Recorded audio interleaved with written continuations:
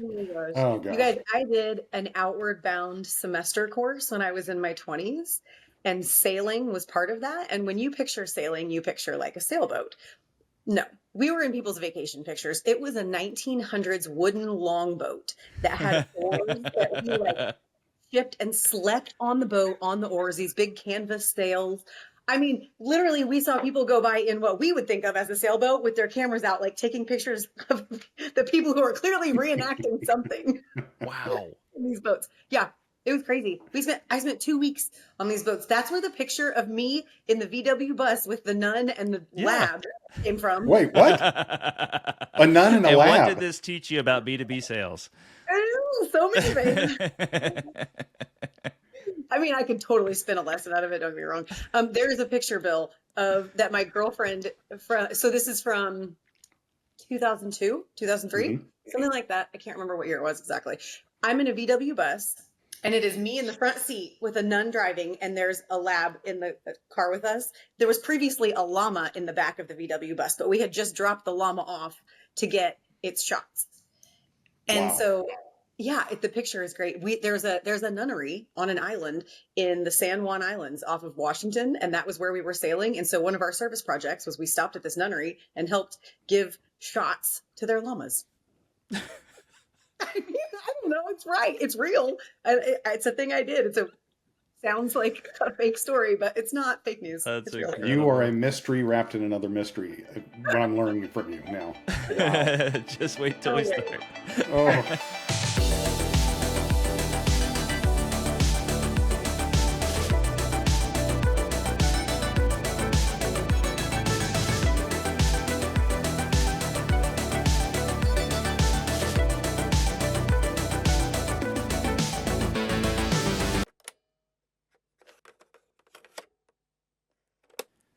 Hey, everybody. Welcome to Boombox Boardroom. Today's guest is someone who's rewriting the rules of sales, one emotionally intelligent AI-powered conversation at a time.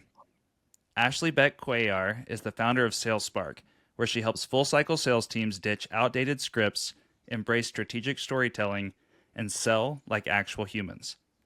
After 17 years in the automotive industry, closing and growing over $50 million in revenue, Ashley took everything she learned about earning trust, building relationships, and staying sane in high-pressure environments, and turned it into a coaching business that's as real and refreshing as she is. She's a self-proclaimed social selling nerd, an AI efficiency fanatic, and an advocate for neurodiversity. Oh, and when she's not helping salespeople crush quota without losing their soul, she's a hot vinyasa teacher, mom of 2 awesome kids, and married to a golf addict sneakerhead. So get ready for some real talk about selling with heart, using AI without sounding like a robot, and building a process that actually feels good for you and your prospects.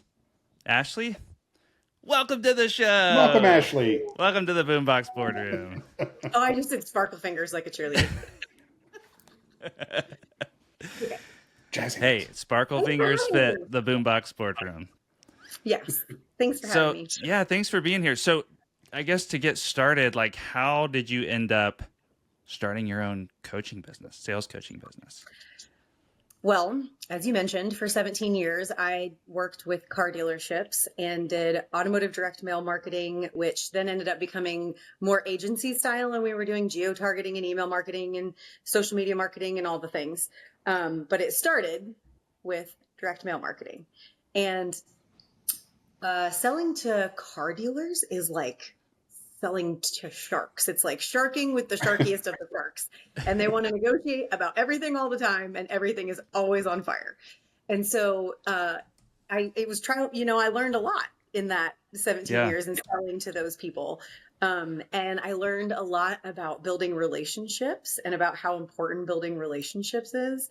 And my own sales coach came in with the philosophy that Amazon just showed up, Bill.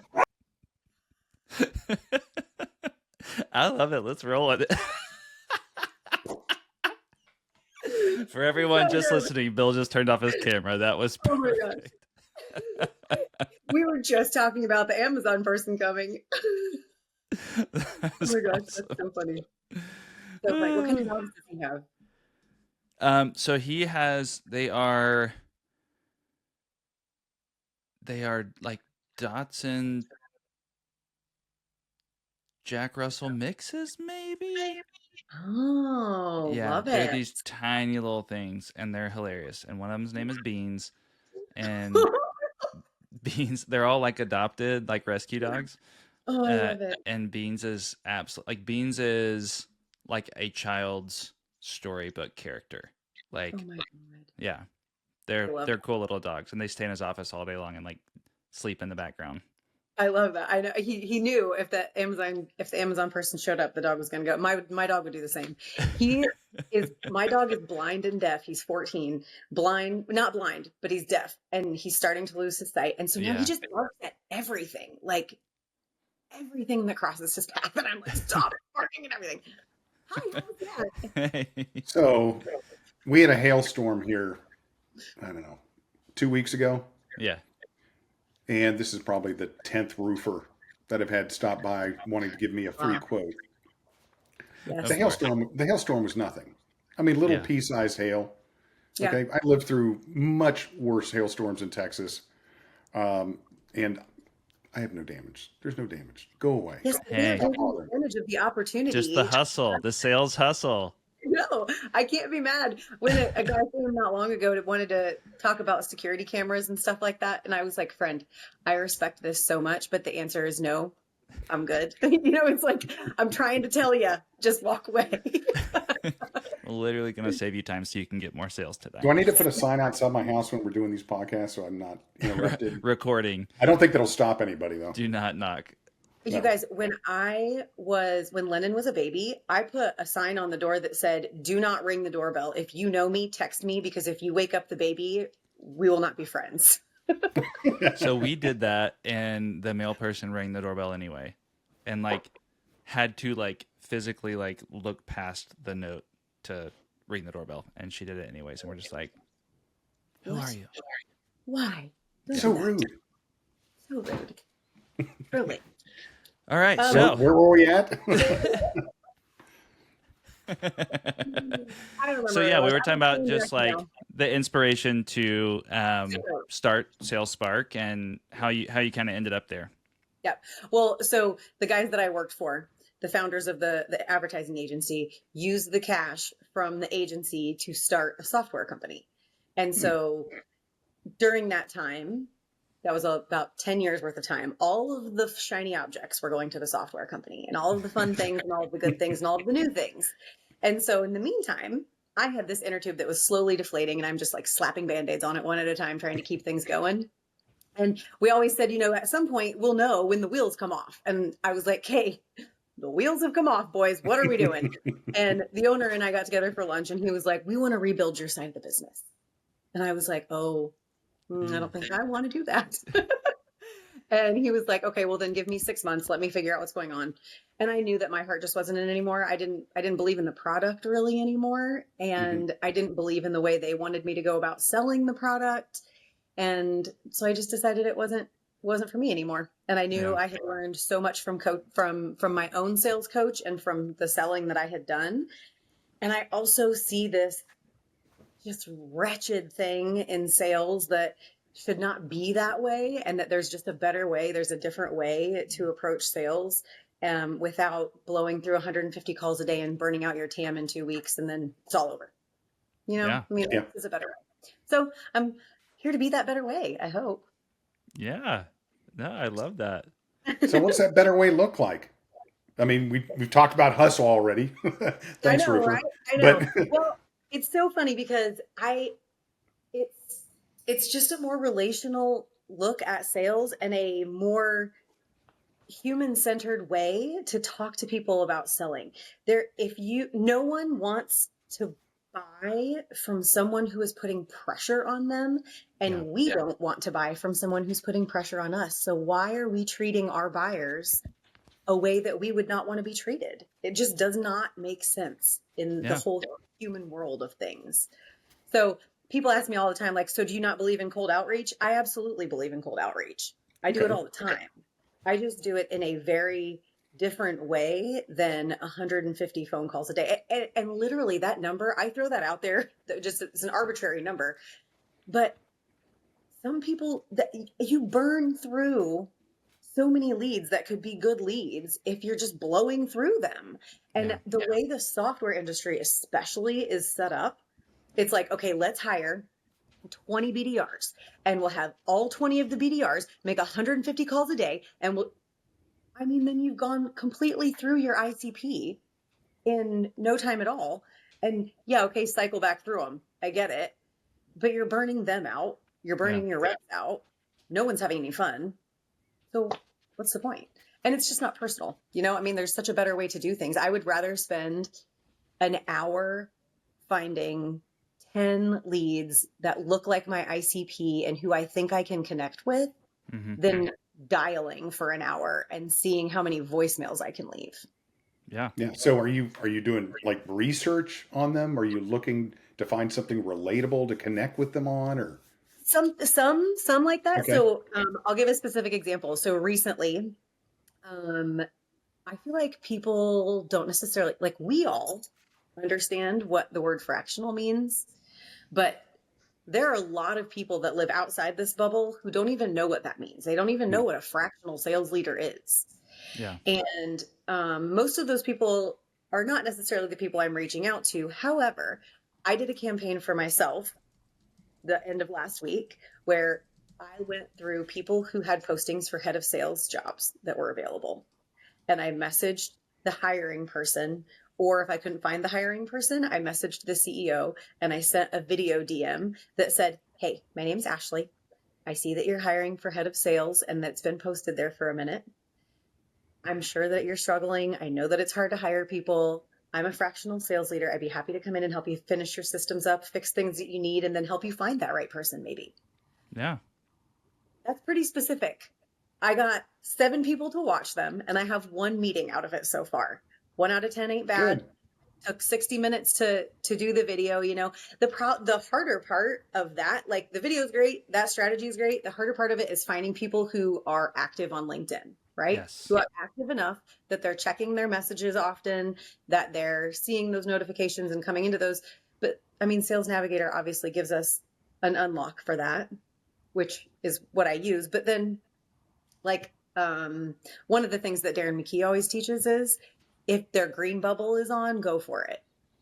That's the time to go for it. And so it's great. And I try to do that. And also I need to schedule my life. And so my hour of time might not be when their green bubble is on.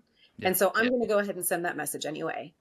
And try to get in that way. And also, you can't send a video DM until they accept your connection request. And so I don't send message requests. I don't put notes on my message or my requests. I just send the connection request and then wait for them to accept so that I can send the video, because I think it's more important for people to see my face, hear my voice, see my mannerisms, know who I am. And they're going to get that way if I send a video. Yeah. And like you said, a 10% response rate is through the roof better than anything else. Like, it's crazy to hear numbers like that. You just don't hear that normally. I know. Well, and it's because nobody's doing it. It's because there's only a very, very select few of us that are actually sending video. And I used to send video text messages to my automotive customers because there's not a lot of them on, not active on LinkedIn anyway. So I would send them text messages that were video DMs just to get their attention so that they would at least pass me off to whoever needed to talk to me or whoever I needed to get something done. Yeah. It's just not something they do but pattern interrupts is a big part of, being better at prospecting too, and being more relational in prospecting. Like, I think, do you guys know who Leslie Vanette is? I do not. She is in the sales space. She's a female sales leader in sales coach in the sales more in the corporate space than I am. But she was talking about, things that you do to pattern interrupt to get people going. And I used to send, do you remember Bitmojis? Oh, I used to send this Bitmoji of my eyeballs peeking through the if people weren't answering the call, I would text them that Bitmoji. Well, nobody else was doing that. And they would at least laugh and be like, "You're such a weirdo, Ashley." Okay. So fun stuff like that. And I just think that people want now to be reached out to like that instead. They want make them laugh, make them feel safe, make them feel like you're in the same space with them and not that you're just dialing. Yeah. Jared, didn't you create your own Bitmoji for yourself? And I think it was creeping people out, so I don't think we got anything from that. I Just mean, a I've weird, done a lot of bearded different creature? wild No. things. I don't know if they've. I can tell you they haven't paid off the things I've tried. Annabelle is forever creating like Disney princess figurines of me and things like that and sending them to me. It's hilarious. The things AI does. It's wild. It is absolutely wild. My favorite one so far was the little action figure, though, that everybody was doing. I loved that craze. I love watching stuff like that when people do it. I think it's so fun. They're fun little trends. I sometimes question what I allow AI to have access to. I'm like, really? Did I just upload a couple pictures of myself and ask you to make a cool picture out of me? Pretty sure I did. Did I just become a target for when you take over? I hope not. I hope not. Whether you need a new Salesforce partner, need to replace your current Salesforce partner, or just need a second opinion, look to VectorX. We deliver Fortune 500 quality for less cost, less time, and less frustration. Visit VectorX.com today. Speaking of AI, Yeah. how are you leveraging AI in this process? So one of the things that I like to do has to do with networking and referrals. I record my calls with Fathom. That is my recording note taker of choice. Yeah. And I upload those calls to ChatGPT, the transcript from those calls to ChatGPT afterwards, and ask it to give me what a persona would look like for a good referral for them. Yeah. And then I can look through my network. I actually so I downloaded all of my contacts. I try to do it like once a quarter. Download all my contacts out of LinkedIn. And then it gives me a CSV spreadsheet that I can upload to ChatGPT with each one of those calls and say, throw me a couple people I could introduce them to. I like better just to get the persona and find them myself sometimes, because there are, out of, however many people I'm connected to, maybe some that I don't know. And also I like to do it the other way sometimes, because it's finding people that I wouldn't think of. Like, I think you think of the last 15 people that have been in your face, right? And so sometimes it's hard to like think outside your like little circle to get there for the referrals. But I like to use chat for that. Fathom has become a new tool that I'm really loving, because I record all of my conversations, and then my friend Allison showed me how to use Zapier to set up things on my Trello board that then also go to my calendar. And it has been, like she had to teach me, but I got it done. And it's so helpful. It's so helpful.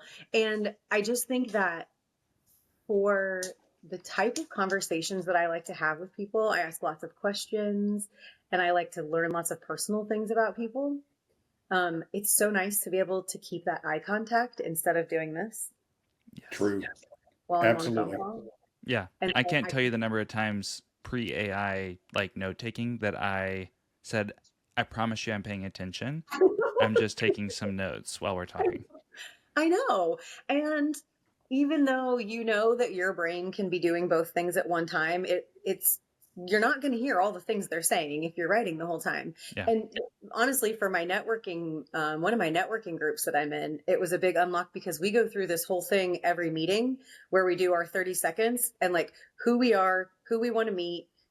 And I can't listen to all that and be thinking about who I want to connect you to at the same time. It's too much happening. Yeah. So to be able to take those notes from the Zoom call or whatever it is and upload those and say, hey, pull some of this out of here for me, is super helpful. Yeah. So And I love it. I think it's a good reminder, or just a good kind of putting people on like notice, like you don't have to have the enterprise level AI software package, Microsoft, Salesforce offered, AI, this, that, or the other, to be able to automate and really maximize these tools. Like you can create your own systems and kick things off, and all of a sudden you have a virtual assistant that's scheduling meetings for you in a way, and can help. So another thing that I did was uploaded some documents about my sales philosophy into my ChatGPT and told it to work as my own sales coach, to use my own sales philosophy and work as my own sales coach. And so I can take calls that are prospecting calls or our prospective client calls and upload those transcripts to my chat and say, what did I miss? What did I do wrong? What could I have done better? What did I do well? Those types of things with that call and get feedback on it. So Nice. that's always helpful to do. And sometimes, I mean, chat doesn't always get it right, right? You know, I mean, like sometimes it's wrong, but just the little triggers of thought that you're like, oh yeah, oh, I didn't say that. I could have said that differently. Yeah. Is so helpful. And that's really all sales coaching is about anyway. You know, it's about those little ahas that then you remember and carry through for the rest of the week, for the Yeah. rest of the for the rest of your career, whatever it is. Yeah, I love all the AI tools now. And I've always been a salesperson that I don't like to take notes. When I'm talking to somebody, I do not like to take notes. I like to lock in, Yep. let them see my eyes, the nonverbal stuff that's going on. If I'm sitting down here like this, that doesn't work. And here's the thing, you can never be thorough enough with your note taking anyway in those type of conversations. Oh yeah. So it's really good to have kind of the AI transcription going on now, the summarization, and the suggestions that you get. It's like, oh, I didn't think about that. I mean, my brain's only so big, and I'm biased already in my own head. Right. Oh yeah. Yes. Absolutely. And so there's so much potential out there. And as I said, I don't look at AI as a replacement for your brain. It's an extension of your brain. All right. Yeah. Because Yeah. again, the prompts you're giving it are coming from here, Mhm. and you can design that utility to be as helpful and as creative as you really need it to be. And we're just brushing the surface at this point. Oh, I Yeah. know it. I know it. Well, so Yeah. my sister is an attorney, and my other sister is her tech person. And she's like her virtual assistant, kind of her assistant, and sits in court with her, but they don't dabble in AI yet. And she went to the continuous learning conference, whatever they call it. And she afterwards messaged me and was like, well, I'm terrified now. I feel like I've not been using the internet and everyone else is using the internet. So I'm going to need you to coach me. And I was like, I'm happy to. And we talked about it. And there are certain things, there are different programs out there. Like when people say AI, everyone thinks of ChatGPT and Claude and Perplexity. Yes, those are things. It's completely huge, vast tools. And some of them for the legal profession are like, read these 1,700 pages of hospital documents. You know what I mean? And my sister, she says to me, I will never not go through all 1,700 pages myself because something could be missed. And I'm like, Sure. okay, well, I hear you. Someday you will probably stop doing that. Yeah. But I also unlocked things for her. Like she said, she was giving me an example and saying, because somewhere in there, it might say he wasn't wearing a seatbelt and somebody else missed that. And I'm like, but see, you can upload all of that and then ask ChatGPT, find the word seatbelt in this document for me everywhere you see it. Yeah. You know what I mean? Like those are things that until you kind of coach somebody on it a little bit, they don't think that way yet. Until you've used it, you don't think that way about it. So Yeah. it really is some cool stuff. And there's like I said, there's ones for the legal profession that read these, and other professions too, but professions that have giant like volumes of document that need to be looked at. Yeah. And that's, I think, such a huge time saver if you're not at least trying to use that efficiently and use that in your work. So, and there are just so many other applications. Like are you guys familiar with Sendoso? Yeah. Yes. Okay. So corporate gifting platform, they have that little, I forget what it's called now. Their little tool, they have like a little magic gifting tool that you can send it to look at someone's LinkedIn profile and suggest a personalized gift. But so it scrapes their profile for like, oh, that's weird. They've posted about golf 5 times in the past month. Like, yeah, yep. Or their background picture in this one podcast had Star Wars. So I don't know where you got that, Rick. Bring on the gifts. Bring on the gifts. But I just That's think that's incredible. Super cool. It's super cool because and just thinking about gifting as a strategy is something that so many people are like, oh, I don't want to spend the time or money. Oh my God, you get the attention though. You are paying for that attention. That's what it is. I did a panel last week with Roy Schumacher, and he said that one of his strategies once that he did was a friend of his was training for a marathon and was trying to be super healthy, and he was trying to get his business, and he sent him Grove cookies once a week every week and said, I'm going to keep doing this until you talk to me. That's amazing. I know you're trying to be healthy and trained, but I'm going to keep sending the cookies until you call me. But I mean, and it's that it makes the walls come down. Yeah. They're like, okay, we can have a conversation. This can be okay. Yeah. So stuff like that is so Maybe fun. the call he gets is when you stop the cookies. Like, hey, where's my batch of cookies this week? I know. I was gonna say, if he's got a wife and kids, it's the wife and kids who are like, "Where's this week's cookies? What's going on?" I actually read something this morning, and it's one of the best. Like we were talking about, kind of like being that pattern break for people. Yeah.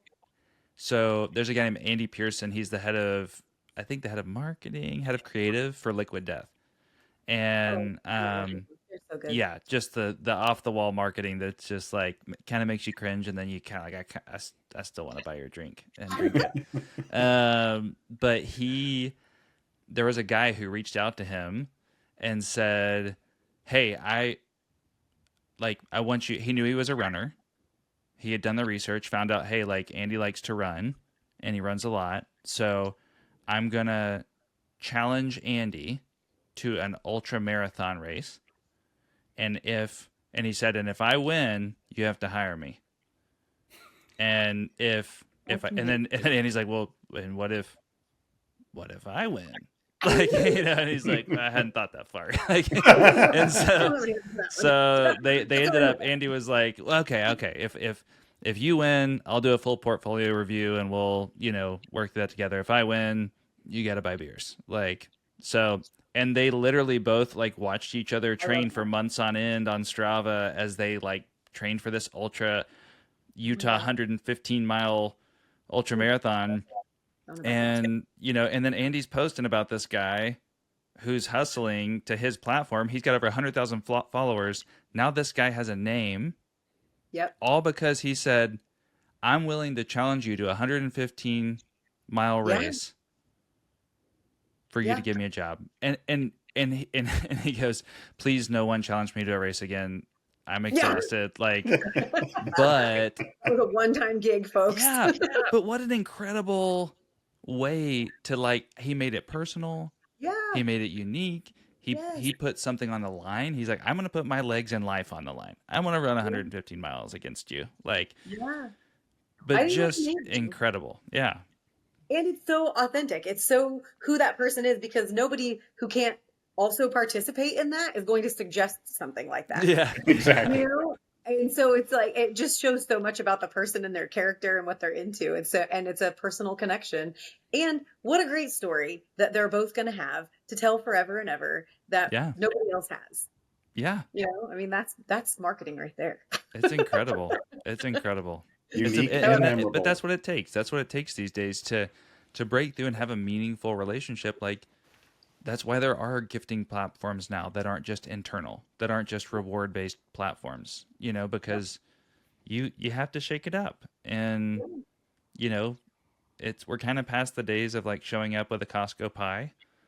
I mean, Costco has really good cake though. They do have some good stuff, but it's to the point, and because we're so connected beyond our own city and town and state, you just have to have that. So it's pretty incredible. It's amazing how things have changed. I was just asking, so there's a group a community called Powder Keg here in Indianapolis, that's also nationwide. And this is what my question was about. So it's based here, CEOs here, summit events are here.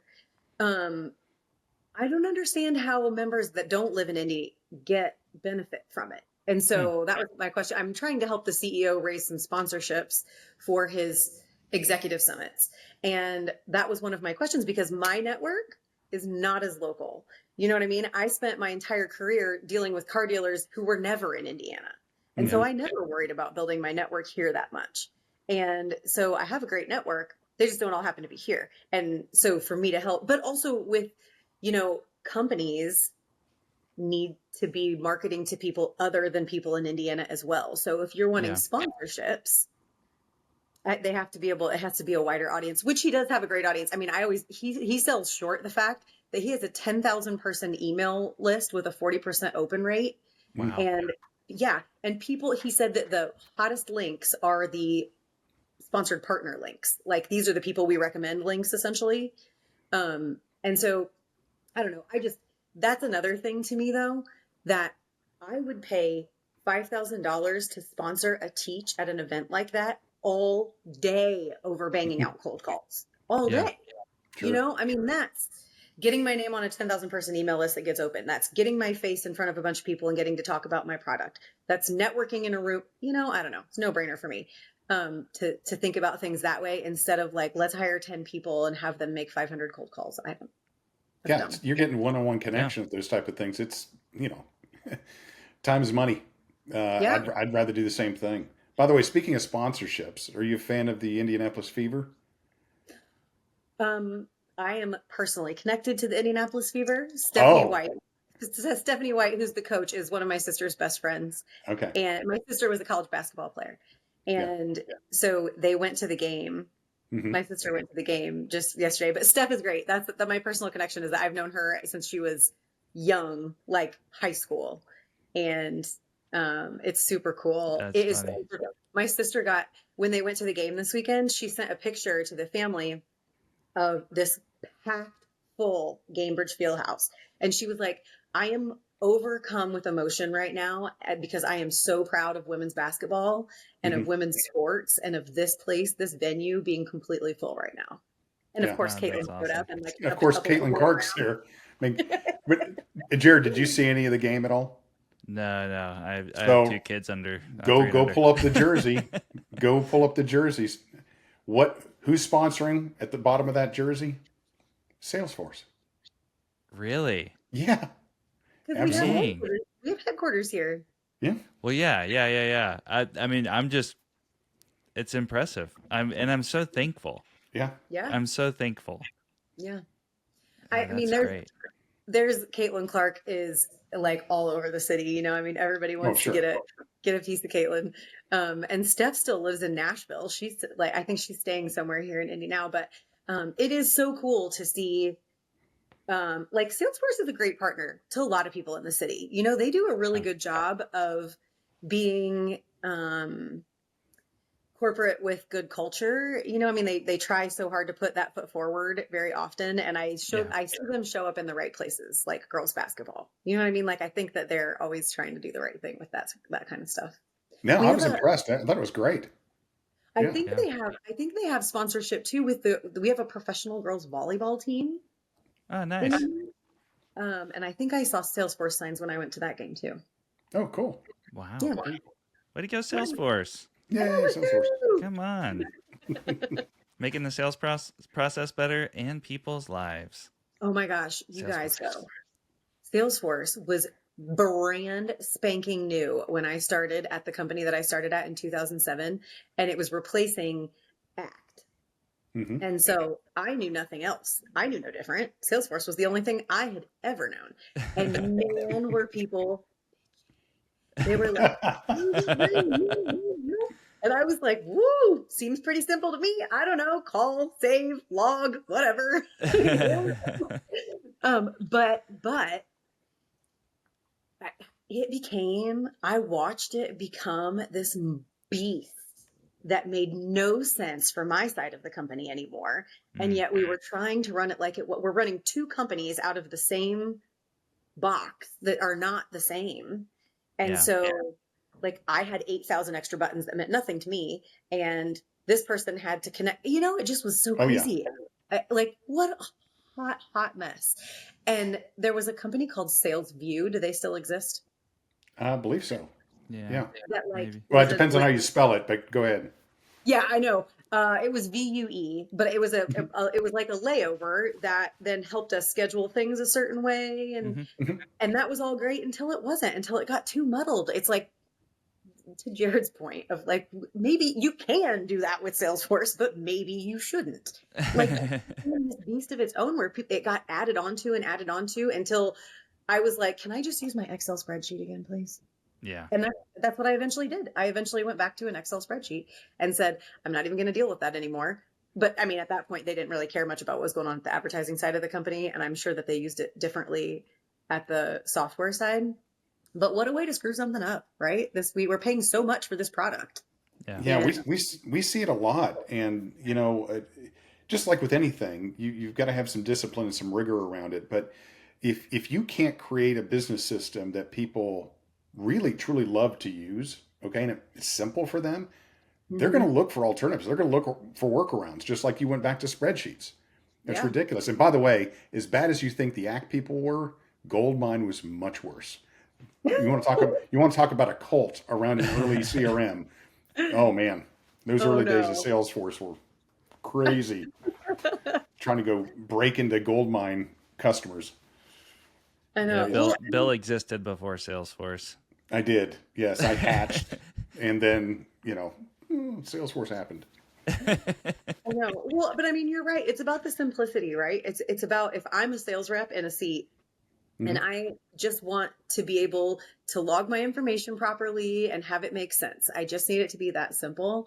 And then you tell me I have to like click 18 different places to get it to save somewhere, then it's never going to work for me. And I need to just get my, because Sure. salespeople would just want to do their work. They just want to get the job done and not like I love to see memes and stuff on LinkedIn that are before vacation days. And it's talking about like managers asking them to update their pipeline or what their forecast is. And me being like, check my Salesforce, I am leaving, like we're out of here.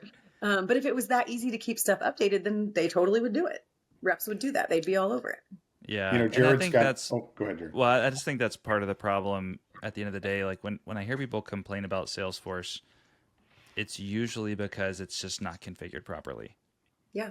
At the end I of the think. day, like if you just set it up the way it's actually designed to be set up, and sure, they've added things along the way that do make it a little more difficult and you can get excited about, and then you don't quite put them together right. But if you do it right, and if you do get those things set up just the way that they function best for your company and not just any company, Yeah. then you can simplify it more than you could even fathom, to the point where it is taking your fathom notes and filling in the fields for you. You know what I mean? Yeah, It's Jared's got a good messaging coming out here soon, where it's your company didn't hire you to be the admin, okay? And a lot of Yeah. salespeople find themselves or they're in that position, Yeah. and it takes away from their primary duties. yeah, Right. And so if you, I mean, it's one thing if you can save them keystrokes or you can automate something, but if you're turning over all this kind of admin noise and burden on top of all of that, what are you saving? You're not saving Yep. anything. yeah, All Yep. right. So, get it right. And you don't have to create this monolith where it's not a personal interaction for that salesperson to use the things that they want to do. Salesforce, like many CRMs, but Salesforce, because it's near and dear to our heart, obviously, is that you can design that interaction to be very specific to a person, to a role, all right, to Hmm. give them exactly what they need, okay, Yep. instead of just a one size fits all. yeah, Yeah, Yep. people, technology is configurable. It's pretty flexible today, all right? Yeah. Yeah, I mean, and that's what I with the it was just baffled me that we had two companies and we're trying to operate under the same thing. Two yeah, completely different companies. Like not only are they different companies, these people run on like 12-month contracts and I run on one sale contracts. Like every month we're renewing, you know what I mean? It's just like completely yeah, different billing cycles, completely different things. And the pipeline stuff was a hot mess. Like we couldn't even see it. So, but that was like not their priority. And it's amazing to me when sales enablement tools are not your priority yeah, because sales for sure are always your priority. And you're always hmm. breathing down AE's necks about where they hitting quota and how's this going to happen. And yet you're like, well, but our enablement tools are not priority. We don't care if it's a mess. Okay. Well, yeah, that's silly. Yep. yeah, Doesn't make much sense. So honestly, from the days though of all of that stuff getting added on to me going back to like, I'm just going to use a spreadsheet. Now I see like I talked to my friend Alex Bruski. I'm sure you know Alex Bruski too. yeah, He and I were talking when I decided I was going to start building my own business. Do I need to use like I'm going to have a CRM someday? Salesforce is the only one I've ever been familiar with. Do I need Salesforce as a solopreneur? Alex is like, okay, first of all, no, you need a spreadsheet right now. And yeah, I was like, okay, thanks for yeah, saying that. But there's so many more people who are fractional or solopreneurs and they need Many of us came from companies that use something like Salesforce.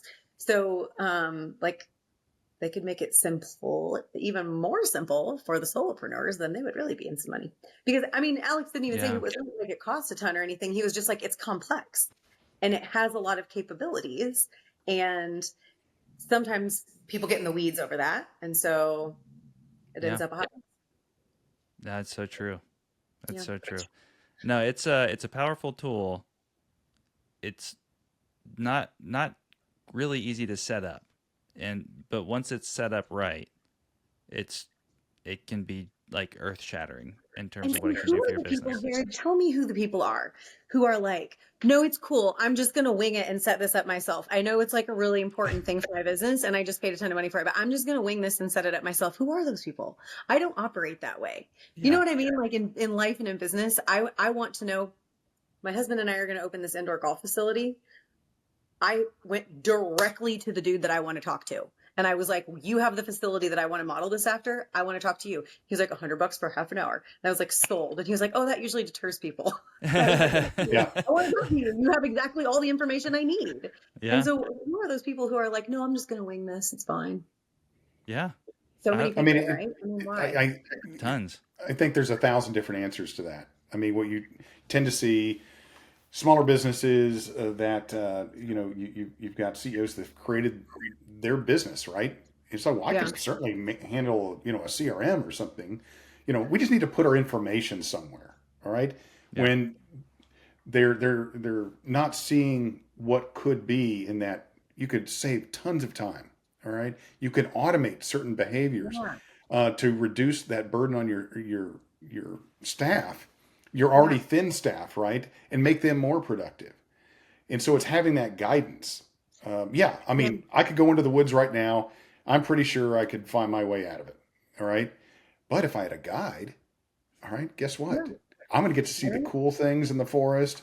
Okay, probably not have to hike up a hill I didn't want to hike up. Well, I know you Maybe we now, would have Ashley. snacks. Maybe you want to hike up that hill. What? I do probably. Yeah, you probably do. Maybe avoid like the dangerous animals or something. Get the Totally. Or if you're mushrooms you into bear can eat and fights, not the maybe ones you can't. yeah. Well, that's funny that you bring that up though. Do you guys find that you get more, are your customers more customers that are like, hi, it exploded and now we don't know what to do. Can you please help us fix this problem? Or are they like, hey, we just got this and we want you to set it up for us correctly so that we don't waste time? You have A or We B mostly. we have both. We have both. I mean, some of our best stories though come from we rescue really bad implementations. Okay, we have glorious stories around that because you got to understand the mindset of somebody who's in that position, right? Yeah. They're already bitter, jaded, probably pretty darn angry, right? Yeah. Ready to give up, walk away, and then you take them from that place, okay, and you get them back to okay, now it's stable, right? And you've got some credibility with them. They believe in the tool, they're getting value out of it, and they're like, okay, wait. You've turned this around. I want to go in a different direction here. And you take them to a place they've never been. That's a different mindset. Somebody who's really optimistic, I'm buying the new Yeah. car and so forth. There is a completely different Totally true. mind shift and a different approach to them. Yeah. All right. Yeah. I mean, honestly, if I'm going to restore a vintage car, okay, versus just going out and buying a new car. All right. And Jared knows me well enough. I kind of do this stuff anyway. So, but it's a different buying experience. It's a different sales approach. All right. Yep. But at Yep. the end of the day, you need to provide a quality product for somebody. Yeah. Absolutely. No, Okay. I just was curious if you guys were more like, or if people are more often coming to look for a service like yours because it has imploded or because they're being proactive. It's both and. Yeah, Yeah, it's it's they're totally just both. getting on board and they want to get it set up right. It's we tried, it didn't work, and then it's Contacts we you hired guys the most wrong person. Like what persona contacts you guys most often? Is it a VP of sales? Is it like a sales leader who's like, hey, this is busted. You need to come fix it? Depends Yeah, on the I'd say, company a yeah, lot of times. it's your C-level types, your CROs, so your revenue officers. In large organizations, a lot of that responsibility falls under a CIO or even a VP of IT who's in charge of the business application landscape. and they've been tasked with the duty of interacting with I was a gonna particular say. vendor.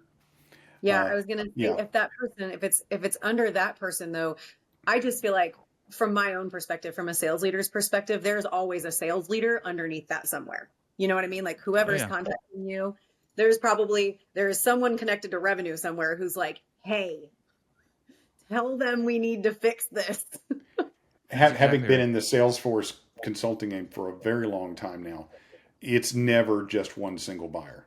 Okay, Yeah. there Yeah. is multiple influencers you have to have discussions with, and then that buying decision again at larger companies, it's never a singular person saying, "Yeah, we're in."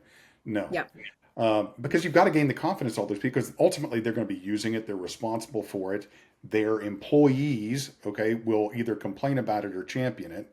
So Yeah. it's really a change management type of conversation Mhm. beyond anything else. Yeah. Yeah, I Yeah. mean, it is. That's another reason why relationship building is so important in yeah, sales. Because if everybody in the office doesn't like me, then I got to go make that person like me, got to go figure that one out so that we can make sure we're all getting along here. But it's the trust factor, right? So you're building relationships with all these people and they're like, we trust Bill. We know that Bill is going to come in here and do a good job with this, so we can hire Bill. That's what it's all. And like more than one person knowing that, more than one person feeling that. I think Yeah. those that's things right. with CRMs with is the same with like sales training and in an aspect of it, the number one buyer, the CEO, can be super excited about implementing something, but if that Hmm. translation doesn't happen down the trickle, then it gets to the people who are actually using it and they're like, this is dumb. I don't like this. Why are we doing this? Yeah, Because they didn't get the why from the top. I Yeah. see that in sales training a lot. So yeah. I look at this as kind of credibility to closing. Okay, that journey it's my job as a salesperson. Okay, I'm maybe representing a great product, maybe not so great product, but my job during that sales process is to connect with you, hopefully on a very relatable level.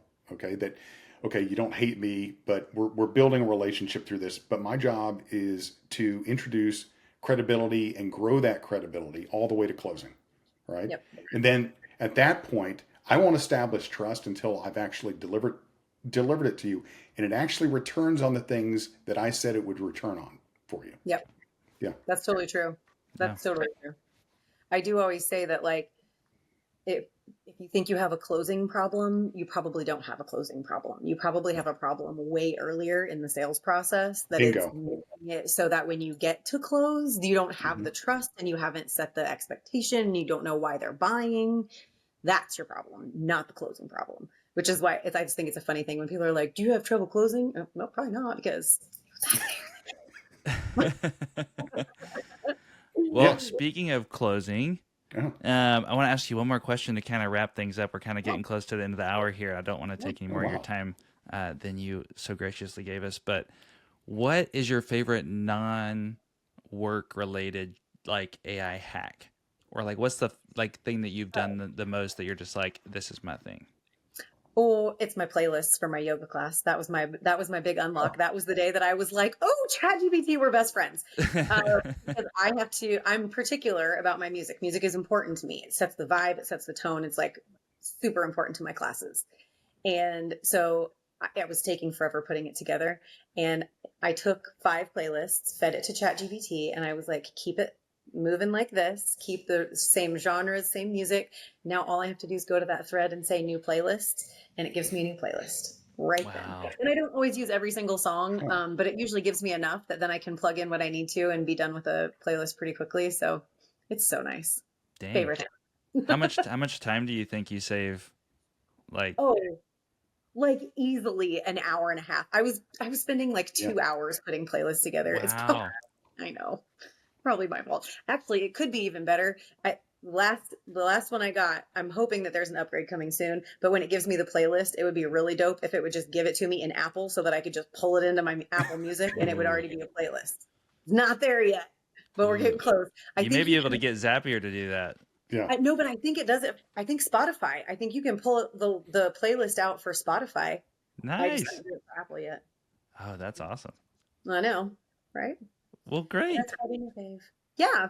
Thanks for having me, guys. This was fun. No, Ashley, Ashley, thank awesome. you so much. Yeah. And Fantastic. so, how, I mean, obviously, LinkedIn, Like Yeah. you like own LinkedIn. So like, but outside of LinkedIn, like, I mean, how can people get in touch with you? Sales leaders that want to use your sales coaching, individuals, like what's the best way to do that? So I have a website, salessparkcoaching.com. You can find me there and schedule a call or take an EQ assessment for your sales team. How much emotional intelligence does your sales team have? Ooh. Oh, yes. And also coming soon, I think in July, it's looking like there is going to be a small group sales cohort available from July through December that we will meet twice a month to go for an hour to go through some sales coaching topics and just kind of be sales support for each other. So That's great. yeah, so we'll be doing that. And that's about it, I guess. Find me on LinkedIn though, I'm always there. That's awesome. Well, Ashley, thank you so much again for joining us on the Boombox Boardroom.